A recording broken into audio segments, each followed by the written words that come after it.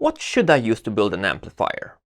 Transistors or dedicated integrated circuits? Hello and welcome back. Today I want to talk about gain blocks, more or less simple circuits that can be added into a signal chain to provide a specific amount of fixed and predictable gain. Although this sort of circuit can be built around ready-made ICs, today I will try to design such a circuit around a single transistor. So if you're curious about that and much more, then keep watching.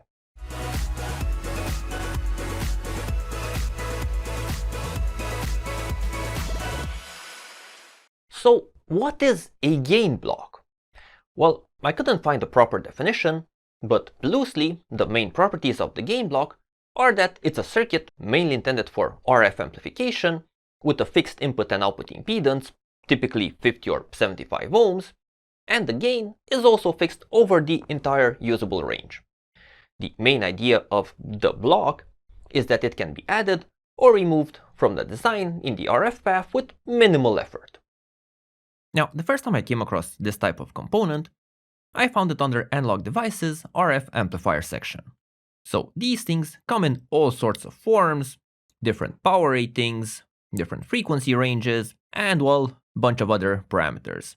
And more often than not, like this ADL5535, it's a basic free terminal component with an RF in, RF out, and a ground pin. And well, that's about it. Looking at the typical application, we can see that the supply is coming in through the RF out pin, through an inductor, and well, other than a few capacitors here and there, you don't really need anything else to build a circuit around such a component. So other than sheer simplicity, the big advantage of such a gain block is that it provides all of the impedance matching, gain stabilization, and biasing inside of the chip. So you can build very simple and very compact designs around it. Now, some datasheets like this HMC 480 also provide an internal schematic. So the device is built around a single or dual high-frequency transistor with all of the needed biasing inside. Now, probably there are a few more components that are not mentioned, of course, but anyway, based on this drawing, it becomes clear why the RF outline is also the supply line. So the power can be injected through this collector line, as with any typical transistor amplifier.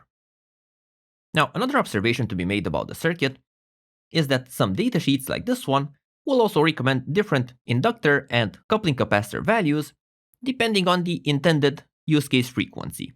So this sort of IC will work over very wide frequency ranges, but the exact surrounding components may still have a non-negligible impact. So there are certain recommended components to get the best benefit out of them. Now, I did have one of these cheap modules around, which are simply built around an IC, coupling capacitors, couple inductors, and well, some decoupling capacitors, and well, I decided to test it out a bit. So first off, I looked at the noise floor, which is extremely low, so just slightly above the noise floor of my equipment, so it should not be adding too much noise into your system. And well, the other thing that I looked at was the gain performance, so using a light VNA.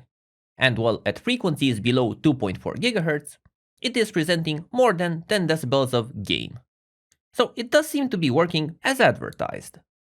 Now, gain block components, also marketed as LNAs, low noise amplifiers, MMICs, monolithic microwave integrated circuits, or just, well, RF amplifiers, are produced by most of the major semiconductor manufacturers. And you will be able to get this not just as a standalone component, but as a ready-made module. So for just a few dollars, you can get the board complete with connectors and sometimes even a shield. And well, it just works. But where's the fun in that? So today, I decided to build such a circuit around a single transistor.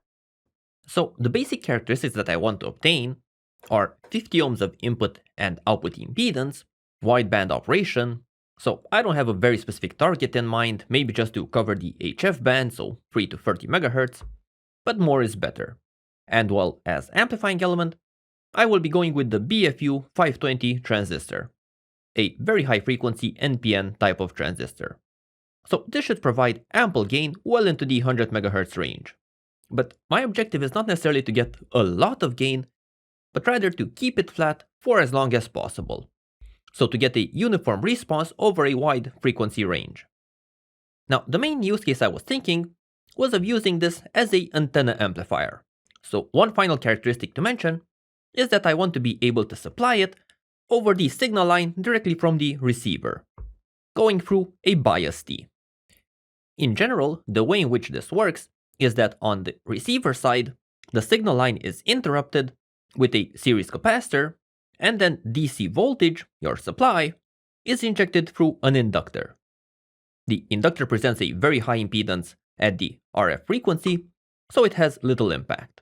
And then on the amplifier side, the signal line is again DC interrupted with a capacitor, and we have another inductor through which only the DC voltage will pass to the final amplifier.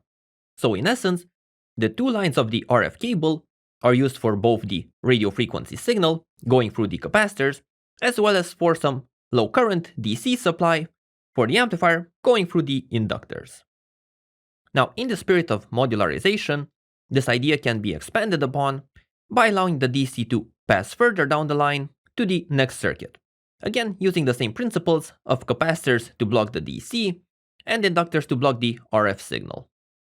Now, it is worth mentioning that even if you're using an IC as an amplifier, this sort of supply scheme will still work just fine, so it's not really exclusive to discrete transistor implementations.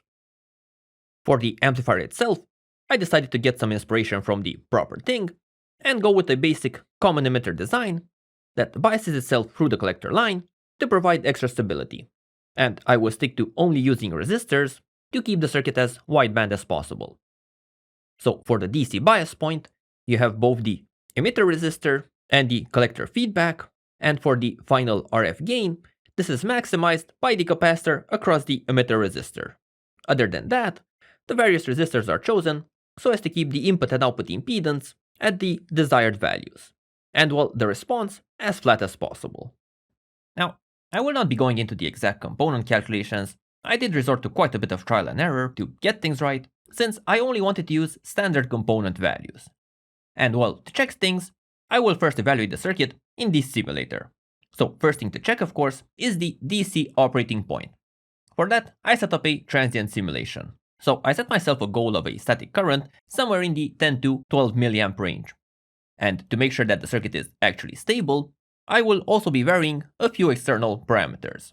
So I added a statement to change the ambient temperature from -10 to +45 degrees Celsius. So if the circuit is sitting outside, close to the antenna, this range is fairly reasonable.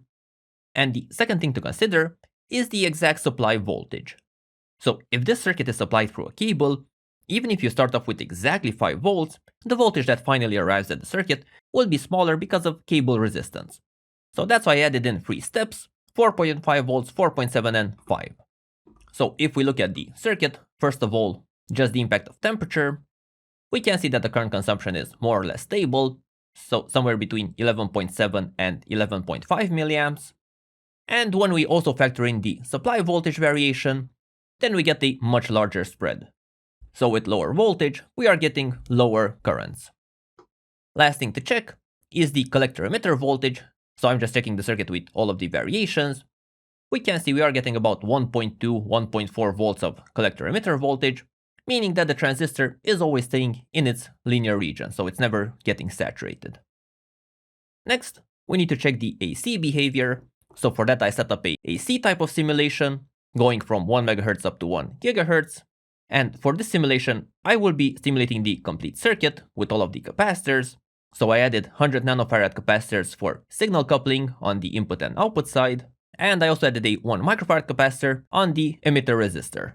So this 100 ohm resistor will only be used for the DC bias point, not for setting the high frequency gain. That is only controlled by the internal emitter resistor. Finally, I also did in a .NET statement to generate the network parameters of the amplifier, key of which will be the input and output impedance. One final observation is that I used the AC source of value 2, so this is not 1 but 2, and the idea behind this is to compensate for the signal drop that would occur when using a 50 ohm load driven by a 50 ohm source.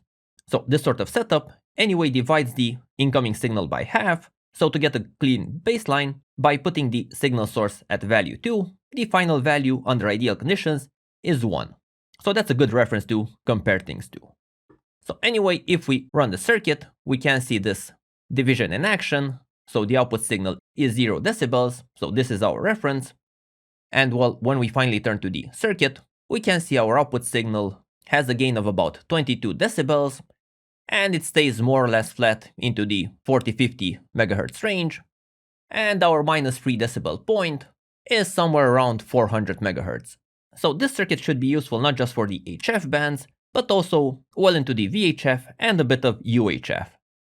Next, for the impedances, we need to add the traces, so I'm just adding in the input and output impedance, and we need to change the scale a bit, so from decibel we can go to linear, and now we can see that both the input and output impedance, at least until a certain range, is almost exactly 50 ohms.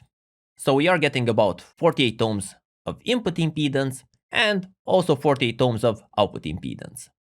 And well, above a certain point, these two start to vary, but even the variation is somewhat limited. So you should be able to fine-tune the values a bit more, but then you would start to need more precise resistor values. So these are very standard values, and with them, I was getting this result. Now, keeping in focus that the circuit will not always be used under ideal conditions, we can perform the same AC analysis, but also varying the supply voltage and the ambient temperature. So I added in the same .temp and .step statements that we used with our initial operating point analysis.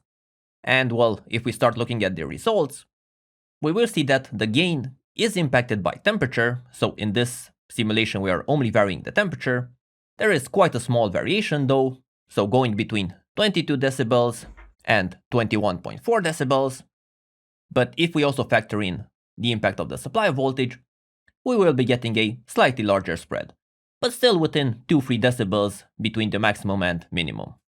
If we now look at the input and output impedances for this final circuit, we will again see that there is some variation.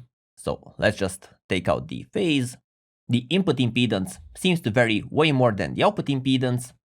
But anyway, with such a simple circuit, a certain amount of variation is to be expected, and therefore it should be acceptable.